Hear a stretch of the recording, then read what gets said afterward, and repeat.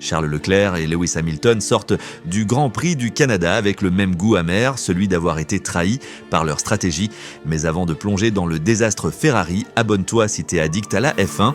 Ici, on décrypte chaque décision de Murray, chaque frustration de pilote, chaque moment où tout peut basculer. Bienvenue dans la meilleure communauté francophone de F1. Chez Ferrari, c'est un nouveau week-end à oublier pour Leclerc. Accident en essai libre 1, forfait en essai libre 2, qualification ratée. Et en course, une stratégie floue, encore une fois. Le monégasque part de loin, il tente de remonter. Et puis, en plein milieu de la course, nouveau couac radio. Leclerc voulait un seul arrêt, Ferrari choisit finalement 2. On était alignés, puis ils ont changé, je n'étais pas d'accord. Résultat, le rythme était là. Mais tout s'effondre.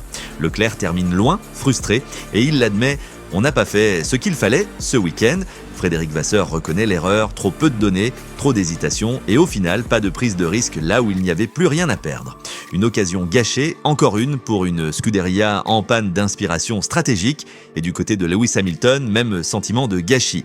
Je collais Piastri, puis on a trop attendu pour le pit stop. Il tape une marmotte qui finit au paradis des marmottes, si vous voyez ce que je veux dire. Ensuite, il perd du rythme, reste trop longtemps en piste et se retrouve piégé dans le trafic. 6e à l'arrivée, il aurait pu viser la 4e.